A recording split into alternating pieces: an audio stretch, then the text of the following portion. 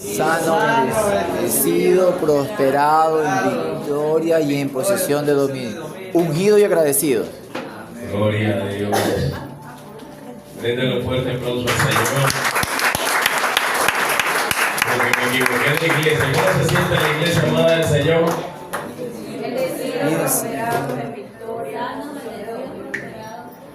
Agradecido y ungido. Y también estamos sanos. Amén. Estamos en posición de dominio. Bienvenido al hermano Luis. Lo dejaron por allá, pero no se va a perder la bendición. Gloria a Dios. Las mujeres dijeron hoy, vamos a adelantarnos porque nos está ganando la carrera. Salude a la persona que está a su lado, porque después que la salude o déle un codazo, despiértelo si está dormido y dígale, ya te saludé. No quiero que me moleste. Yo quiero agarrar estos 20 minutos para poder explicar algo de lo que Dios ministró a mi corazón, de lo que pasó en la Semana Santa. ¿Cuántos comieron carne? No se puede comer carne.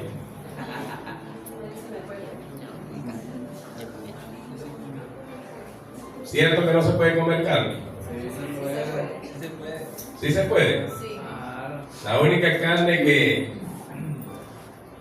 el Señor no quiere que comamos es la que sale en Gálatas 5, que es adulterio, fornicación, inmundicia, herejía, enemistad, celos, pleitos, iras, contiendas y cosas semejantes a estas, acerca de los cuales os amonesto, como ya os lo he dicho antes, que los que practican tales cosas no heredarán el reino de Dios.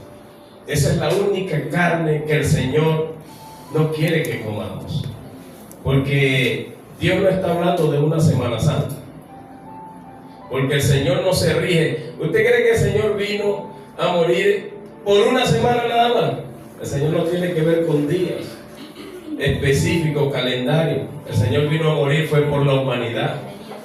Entonces hay gente que respeta la Semana Santa, pero vive el resto del año en bendición. Y la Semana Santa no se come, no se toma, no se hace esto, no se hace lo otro. Yo recuerdo ayer en el ayuno yo decía que mi abuela, que era mi bisabuela, ella tenía un poco de matas de ciruela. Y nosotros íbamos allá en Semana Santa. Y entonces yo me iba a montar en esas matas de ciruela cargaditas y la doña decía, mira, mijito, váyase de ahí que viene el diablo y lo tienta. Entonces llega uno y piensa que te vas a partir un brazo, que te vas a caer, que te vas a... ¿Me entiendes? Porque eso nos metieron. Yo recuerdo que nos bañaban con cariaquito morado y tubatúa. A las 12 del mediodía de ahí no te podías bañar, no podías hacer nada, no podías barrer, no podías... Y era un poco de la cultura que se le quería implantar a nosotros de parte del pueblo judío, porque ellos guardan el sábado, ¿cierto? Entonces no hagas esto, pero era mentira. Nosotros estábamos más desordenados que el desorden, hasta que vino Cristo en nuestras vidas a traer orden. ¿Amén? Yo quiero que nos ubiquemos en el libro de Isaías 53 para que podamos entender la escritura. Yo sé que usted viene a que yo le hable un pasaje de que Cristo murió. Bueno, yo lo voy a desencantar ahorita porque Cristo no murió. Él está vivo, Él no está muerto. Amén. Amén. Entonces, la gente cuando recuerda Semana Santa, pobrecito, y murió el Señor. Y todo el mundo en santidad porque el Señor murió. Pero el Señor también resucitó, ¿cierto? Amén. Isaías 53, desde el 1 en adelante, dice así: ¿Quién ha creído a nuestro anuncio y sobre quién se ha manifestado el brazo de Jehová? Subirá cual renuevo delante de él y como raíz de tierra seca. No hay parecer en él ni hermosura. Le veremos más sin atractivo para que le deseemos. Despreciado y desechado entre los hombres, varón de dolores, experimentado en quebranto, y como que escondimos de él el rostro, fue menospreciado y no lo estimamos. Ciertamente llevó Él nuestras enfermedades y sufrió nuestros dolores, y nosotros le tuvimos por azotado, por herido de Dios y abatido. Mas Él herido fue. ¿Por qué fue herido el Señor? ¿Por qué fue molido el Señor? ¿Qué pasó con la paz que nosotros necesitábamos? Entonces el Señor no murió por una semana, murió por ti y por mí. Y si tú y yo entendemos esto, nosotros no vamos a vivir solamente la Semana Santa agradecidos con el Señor. Vamos a vivir todos los días. Lo que pasa es que el pueblo no ha entendido esto. Y dice, mas Él herido, molido por nuestros pecados. ¿El Señor tenía pecado? No. Diga conmigo el no. No. ¿Por cuáles pecados murió el Señor? Diga por los míos. Por los míos. Molido por nuestros pecados, herido por mis rebeliones. El castigo de nuestra paz fue sobre Él, y por su llaga, una sola llaga, no sus llagas, una sola llaga, fuimos nosotros curados. Amén. Si nosotros como pueblo de Dios entendemos esto, podemos vivir una vida en victoria. Si tú y yo entendemos que el Señor murió fue por mi pecado, no por los de Él, podemos vivir una vida en victoria, porque vamos a estar agradecidos con el Señor, no por la Semana Santa. El Señor no murió por una semana de un calendario, murió por ti y murió por mí. Amén.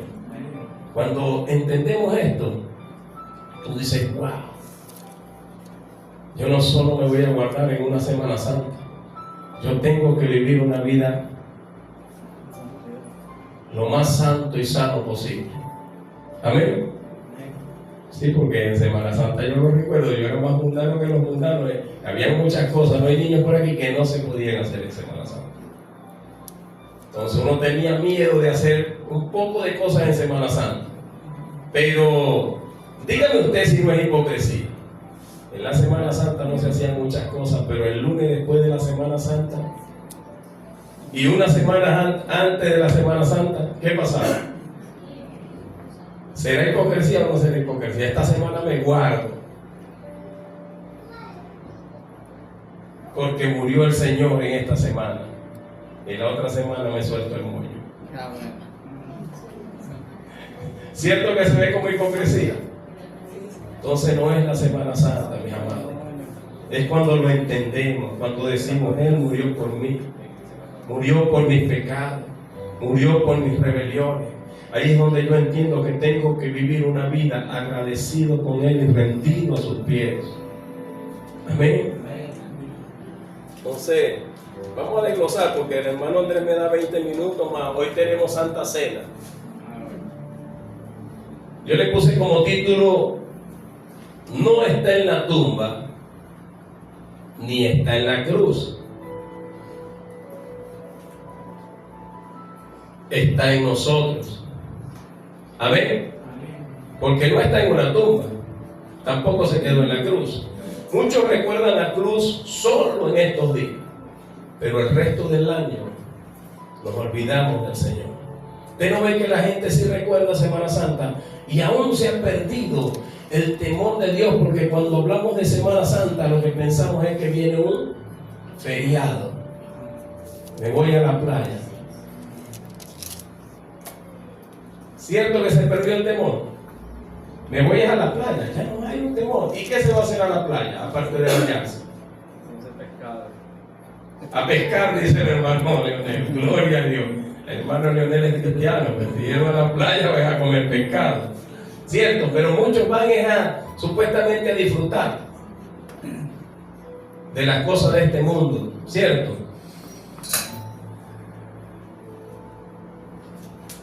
Cristo no dio su vida en la cruz del Calvario por nada de esas cosas que se hacen hoy. La dio por ti y por mí. Amén. Vamos a ubicarlo en Mateo 28, del 1 al 15. ¿Y sabes por qué lo hizo? Lo hizo porque Él quiere reinar en tu corazón y en el mío. si tú y yo estamos agradecidos, nosotros lo vamos a entender. Porque yo era un pecador perdido. ¿Y quién murió por mis pecados? El Señor. Dice, pasado el día de reposo. ¿Cuál es el día de reposo? El día sábado, ¿cierto? ¿Qué día estamos hoy? Domingo. Primer día de Por la eso es que los cristianos celebramos el día domingo como día de fiesta. Amén. ¿Por qué celebramos como día de fiesta? Porque recordamos que el Señor resucitó el primer día de la semana. El primer día de la semana no es el día lunes. El día lunes lo pusieron los romanos, pero el primer día de la semana es el día domingo. Y le damos gracias a Dios y que usó a Constantino para que diera el domingo como día de reposo para nosotros celebrar que Cristo un día domingo resucitó. Y por eso es que todos los domingos nosotros los cristianos nos reunimos para dar gloria a Dios, porque entendemos que un domingo el Señor resucitó de entre los muertos. Amén. Amén. Entonces, por eso es que a veces ustedes dicen, nos vemos el domingo, y hay tanta gente invitándolo, y el domingo, y se le pega, y a veces no hemos entendido. Pero es un día de celebración. Está la iglesia bautista, que creo que es la que se guarda el día sábado, y nosotros damos gloria a Dios por eso. Y nosotros usamos el domingo. El domingo era un día normal para ir a trabajar. Era un día normal de la semana, primer día de la semana. ¿Usted faltaría el primer día de trabajo a su empleo? Pero ese día aconteció algo apoteósico. Ocurrió algo maravilloso. Resucitó nuestro Señor Jesucristo. Y por eso es que lo celebramos. Amén. Amén. Creo que se paralizaron muchas cosas. Porque dice que tembló, dice que el templo se rasgó. Yo me imagino a esa gente que iba a trabajar. Cuando escuchó el temblor, ¿qué haría esa gente? Se paralizó, se asustaron y querían ver ese acontecimiento, ¿cierto? Dice, pasado el día de reposo, al amanecer, el primer día de la semana, vinieron María Magdalena y la otra María a ver al sepulcro. Y hubo un gran terremoto, porque el ángel del Señor descendió del cielo y llegando removió la piedra y se sentó sobre ella. Su aspecto era como un relámpago y su vestido blanco como la nieve. Y de miedo de él los guardas temblaron y se quedaron como muertos. Mas el ángel respondió y dijo a las mujeres, no temáis vosotras, porque yo sé que buscáis a Jesús, el que fue crucificado. No está aquí. ¿Cómo le dijeron? No está aquí. Pues ha resucitado, como dijo. ¿Quién lo había dicho? Él mismo dijo que él iba a morir y que iba al tercer día a resucitar. Ha resucitado, como dijo. Venid y ve el lugar donde fue puesto. E pronto decía a sus discípulos que ha resucitado de los muertos, y aquí va delante de vosotros a Galilea, allí le veréis. He aquí os lo he dicho. Entonces, ¿quiénes fueron las primeras que tuvieron ese encuentro apoteósico? ¿Cuántas mujeres hay acá? Sí, porque hay que aclarar algo. Hay algunas personas que piensan que la mujer no puede ejercer ministerio. Y déjeme decirle que el Señor, cuando resucitó, a la primera que usó para llevar un mensaje fue una mujer. Le dijo, vayan y avísenle a los discípulos. ¿Qué les estaba diciendo? Que fueran a llevar el mensaje, que Él había resucitado. Entonces tú, mujer que estás acá, que a veces ni tú misma te valoras, créeme que el Señor sí te dio el lugar que tú te mereces. La primera que predicó después que Cristo resucitó fue la mujer. No te puedes quedar callada. Tienes que seguir abriendo tu boca. Tienes que seguir hablando del que resucitó. Tienes que seguir hablando del que está vivo. Amén. Todos los demás que murieron antes de Cristo, usted lo va a buscar en su tumba y ahí están. Aún Lázaro, él resucitó, pero murió, y usted lo va a buscar en la tumba y ahí está. A mí lo que me sorprende es que dice que cuando el Señor resucitó, dice que los sepulcros se abrieron y muchos de los que habían dormido se levantaron y empezaron a... Ay, Dios mío, hay que ser cristiano de verdad. Usted sabe que una persona ha muerto y de repente se le aparece en la puerta de su casa, aunque sea familiar, hermano. Usted tiene que tener a Cristo metido, ¿me entiende? Porque dice que esa gente se le aparecieron a mucha gente. Entonces, el Señor estaba marcando un antes y un después con su resurrección. Amén. Amén. ¿Dónde nos quedamos? En el 7. E id pronto y decía a los discípulos que ha resucitado de los muertos, aquí va delante de vosotros a Galilea, allí le veréis, y aquí os lo he dicho. Entonces ella, saliendo del sepulcro, con temor, pero había algo que en su corazón palpitaba. Gran gozo. Un gran gozo. Fueron corriendo a dar las nuevas a sus discípulos, y mientras iban a dar las nuevas a los discípulos, he aquí Jesús les salió al encuentro diciendo: salve. Y ellas, acercándose, abrazaron sus pies y le adoraron. Entonces Jesús les dijo: no temáis, y dad las nuevas a mis hermanos que vayan a Galilea y allí me verán. Mientras ellas iban, he aquí unos de la guardia fueron a la ciudad y dieron aviso a los principales sacerdotes de todas las cosas que habían acontecido, y reunidos con los ancianos y habido consejo, dieron mucho dinero a los soldados, diciendo: decid vosotros, sus discípulos vinieron de noche y lo hurtaron, estando nosotros dormidos. Si esto lo oyera el gobernador, nosotros le persuadiremos y os pondremos a salvo. Y ellos, tomando el dinero, hicieron como se les había instruido. Este dicho se ha divulgado entre los judíos hasta el día de hoy. Qué tremendo, que ningún poder político ni ningún poder religioso pudieron impedir que Cristo resucitara. Porque ellos pusieron una gran piedra. ¿Y para qué pusieron la gran piedra? Para que si se despertaba no pudiera salir y ahí terminaba de morir. ¿Me entiendes? Cuando ven que el ángel quita la piedra, fueron y avisaron allá. ¿Y qué hicieron los religiosos? Le ofrecieron plata a los guardias. Digan que fueron los discípulos que lo sacaron. El poder político ni el poder religioso pudo impedir que Jesús resucitara. Amén. Si tú eres cristiano, ningún poder en esta tierra va a impedir que Dios cumpla el propósito de Él en tu vida. Amén. Si se detiene el propósito de Dios en tu vida, no es porque el Señor lo ha hecho, es porque nosotros mismos impedimos que se cumpla el propósito de Dios en nuestra vida. Amén. Porque nada, ni la muerte pudo detener que el Señor cumpliera el propósito. Amén. Entonces la muerte no va a impedir que se cumpla el propósito de Dios en nuestra vida. Hay gente que dice, no cumplió el propósito. ¿Para qué vino esta vida? Vino con un propósito. Así haya sido alegrar los días de alguien en esos días, pero vino, esa persona que nació vino con un propósito. Amén. No es que no se cumplió el propósito. Vino y cumplió para lo cual el Señor lo necesitaba. Ahora, yo quiero hablar de un día donde muchos de los cristianos nos identificamos muchas veces. Empecé hablando del viernes. Ahorita estoy hablando del domingo. Pero casi nadie habla del sábado. ¿Por qué nadie habla del sábado? Nadie habla del día de ayer.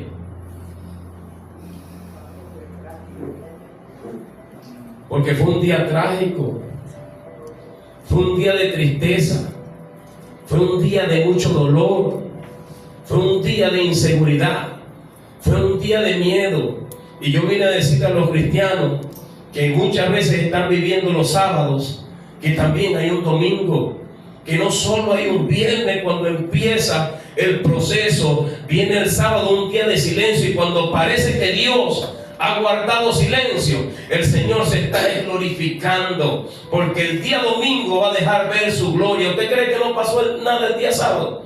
El día sábado, nuestro Señor Jesucristo, dice en 1 Pedro 3, que bajó a lo más profundo de la tierra y le predicó a los espíritus encarcelados. Y no solo eso, le arrebató las llaves del Hades, de la autoridad, al diablo que la tenía. El diablo tenía el derecho de decir muere fulano y muere fulano. Tenía el derecho de meterse con Raimundo y todo el mundo. Y el Señor recuperó la autoridad que el hombre había perdido en el huerto del Edén para devolvernos. Y yo quiero que tú entiendas algo. A veces como cristianos no entendemos la autoridad que tenemos de parte de Dios. Él avergonzó, dice Colosenses 2:14, que avergonzó a los principados públicamente. Él clavó las actas de decreto que nos eran contrarias, toda acta de decreto de enfermedad, de ruina, de pobreza, de miseria, de escasez, de no avanzar. Y como cristianos no podemos quedarnos tranquilos. Por eso digo, queda el día sábado, porque hay cristianos que están viviendo su día sábado. Es un día de mucho silencio, es un día de mucho dolor, de inseguridad, de miedo, pero no se avanza. Quedándose en el día sábado no se avanza. Hay que recordar que la manija del reloj, ¿a dónde va? No se queda fija en un solo lugar. Y después del sábado que viene, dice la Escritura que después que terminó el día de reposo, el primer día de la semana, las mujeres se levantaron y fueron a prisa. No se quedaron con eso. A mí me llama la atención que los apóstoles no se levantaron y no fueron al sepulcro. ¿Dónde estaban los apóstoles? Dice el libro de Juan 20 que estaban asustados. Estaban reunidos, pero estaban asustados. Porque ese acontecimiento que le pasó al Señor trajo persecución. Pero a ellos se les había olvidado que el mismo que murió y el día sábado estaba arrebatando la autoridad para nosotros, había dicho que el día domingo iba a resucitar en gloria. ¿Qué pasa en momentos de aflicción, mis amados?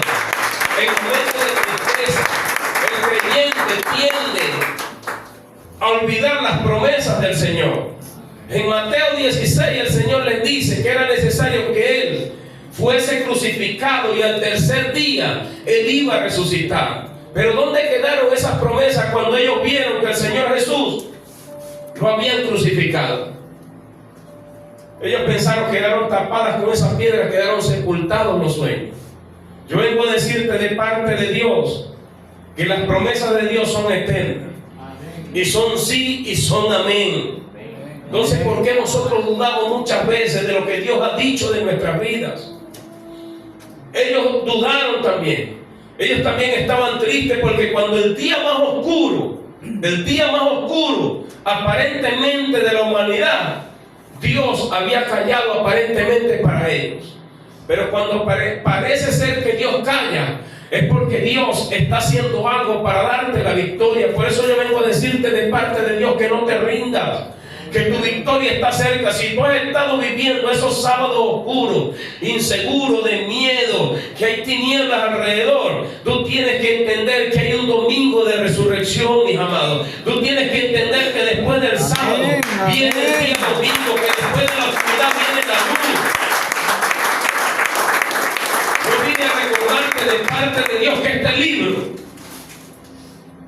está lleno de promesas maravillosas. Yo tengo una Biblia de promesas. Mi primera Biblia es de promesas. Y todas las promesas están remarcadas en gris. Y qué maravilloso es que todas esas promesas que Dios habla para nosotros son buenas, son maravillosas y son eternas. Y nosotros como cristianos no podemos dudar de lo que Dios ha dicho de nosotros. ¿Por qué algunos se sienten tristes muchas veces? ¿Por qué algunos sienten que no pueden avanzar? Jesús no sintió eso. A mí me llama la atención que cuando lo estaban al Señor clavando en la cruz y lo estaban llenos de odio, lo estaban vituperando, le clavaron una lanza, me llama la atención que el Señor no reaccionó con juicio. ¿Sabe lo que hizo el Señor? Empezó a interceder por ellos. Padre, perdónalos. Ellos no saben lo que hacen. Qué maravilloso es nuestro Señor Jesucristo. Y días antes le dijo a Pedro cuando le cortó la oreja a Marco: no puedo yo ahora clamar a mi Padre y me enviaría 12 legiones de ángeles. ¿Usted sabe cuánto es una legión? 12.000 ángeles, una legión. Y él dijo 12 legiones. ¿Ah? ¿Se da cuenta? Porque el Señor no va a reaccionar de esa manera. Él vino con un propósito. Y yo vine a recordarte que tú viniste con un propósito a esta tierra. Amén. Él vino con un propósito. Él no reaccionó, él no se quejó, él no lloró. Sí, estaba en su sufrimiento, pero dice la Biblia que el camino al Gólgota, dice el libro de Isaías, que como cordero al matadero no abrió su boca.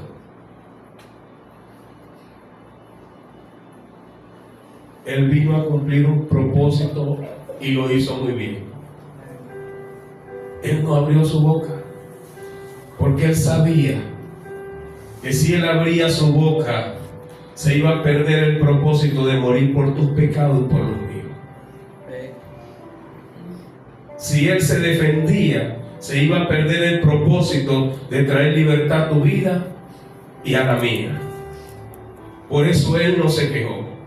Por eso él fue voluntariamente a la cruz. La gente piensa que lo agarraron. No, él voluntariamente fue a la cruz. También sintió el rechazo. ¿Te has sentido rechazado? No hay uno que sintió más el rechazo que Jesús estando en la cruz cuando dijo: Elí, Elí, lama sabactani. Dios mío, ¿por qué me has desamparado? Él también sintió el abandono del Padre. Él también sintió que le faltaban las fuerzas. Pero qué maravilloso que no se rindió. Imagínese a Jesús si se hubiese rendido. Imagínese a Jesús si hubiese dicho: yo voy a morir por esos pecadores. Porque ayer también yo le hacía una pregunta a los que vinieron al ayuno. Yo decía: es tremendo que el Señor dice que le dio comida a 5.000 hombres sin contar mujeres y niños. Entonces yo le decía una reflexión: si eran 5.000 hombres y cada hombre tenía una mujer, ¿cuántas personas son? 10.000. Y si tenían un hijo por cada familia, 15.000. Dejémoslo en 10.000. ¿Usted cree que si esos 10.000 hubiesen estado cuando pedían a Barrabás, hubiesen crucificado a Jesús? ¿Cierto que no? Porque ahí empieza: vamos a ver quién grita más duro.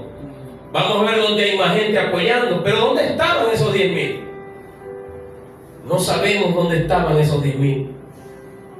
No sabemos esa gente que el Señor sanó, les dio alimento y los siguieron por el desierto, y después eran los mismos que decían: crucifiquen.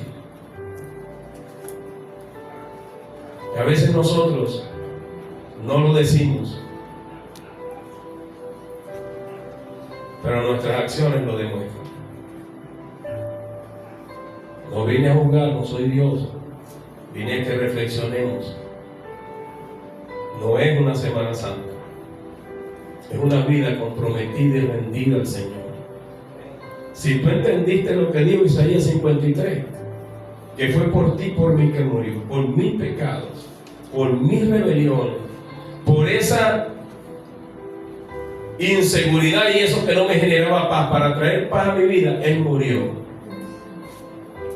Cuando entendemos eso, nosotros no queremos perder oportunidad de agradecer a Dios. Amén. Amén.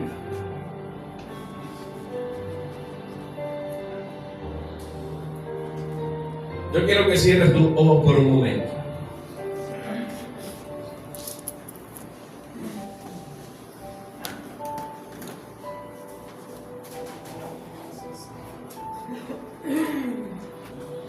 En medio de la oscuridad y de las tinieblas, no olvides las promesas del Señor.